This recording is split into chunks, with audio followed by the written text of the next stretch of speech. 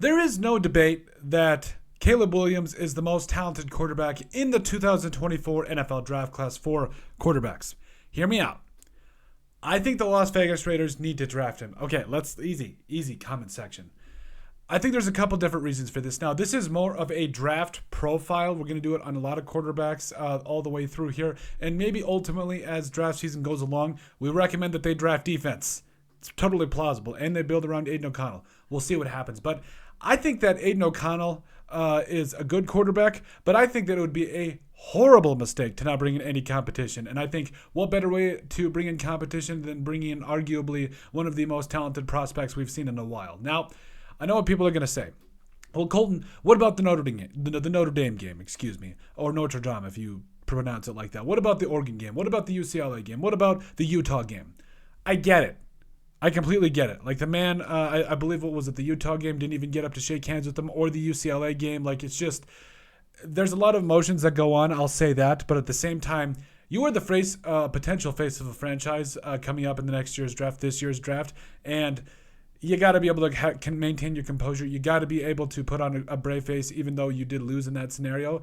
But overall, I think that Caleb Williams is just too talented to not take a flyer on him, especially if some NFL team or a couple of NFL teams make a horrible mistake like the Bears have shown that they will and not take this man, because I think there's a lot of things to like. So give you kind of a little bit of a background. Yes, he started out there at Oklahoma with Lincoln Riley, was pretty respectable. 21 touchdown passes, 4 interceptions, all over 1,900 passing yards. And then he went to USC, and that's where the magic started happening. So 4,500 passing yards, 42 touchdowns, and 5 picks. Had a 66.6 completion percentage. And then he came back for his junior year, and, he definitely regressed in a couple of different ways in terms of I believe that maybe decision making still isn't quite there as an NFL quarterback, but I still like where he is. I really do. Completed nearly 69% of his passes, also had 30 touchdowns and 5 interceptions. And as far as the pros, you look at him, he's got a really good arm. He is obviously very talented in that regard.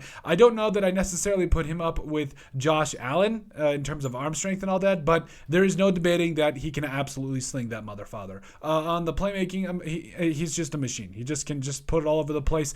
He keeps his eyes downfield, looks for his speedy receivers there at UC, and he just made a whole bunch of plays. So if you get some playmakers, he will make some things happen. And you also love the moxie. Like, he is a starting quarterback in the NFL in some degree, and I do think that having that type of attitude is so key, especially if you want to be successful in any kind of way. I do think he's too reliant on his arm and athleticism, even though I think he does a very good job of picking defenses apart, both with both of those. But he also does a great job of honestly deciphering through defenses and finding a way to find the open man. But again, I do think there's times where he holds on too long to the football because he relies on that arm and that athleticism. In the NFL, everybody is running 4.4s. You're not going to be able to do that. It just is what it is there.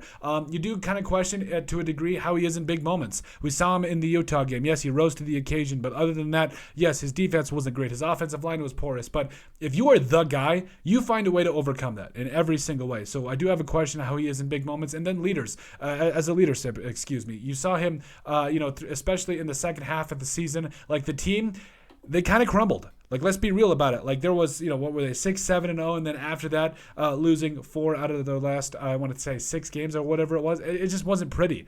And I think that does kind of put a little bit of a red flag in the leadership area. So, do I think he's a good leader? Yes. Do I think that there's a lot of things to work on? Also, yes. And do I think that not shaking hands with teams is a concern? Not really. I think, though, that, you could see it for the rest of his team, though, at USC. Like, guys were dropping footballs. They were fumbling. The defense wasn't nearly as good as it was in the first half. And it got to the point where you did start to question, was there something going on at USC? But make no mistake, if we're talking about talent alone, yes, Caleb Williams should be the first one off the board. No question in anybody's mind what he can do and with ways that he can contort his body and deliver throws on time with that amount of strength, that amount of accuracy. There's really no debate. But to me, I do think that throughout the pre-draft process, he's going to really have to answer a lot of questions about, those leadership skills, those some of those decisions he made there at USC and all that. So quite honestly, I think Caleb Williams is going to be a very good player in the NFL, and I do think the Raiders should draft him at some point. But I do also think they've got some work to do on defense,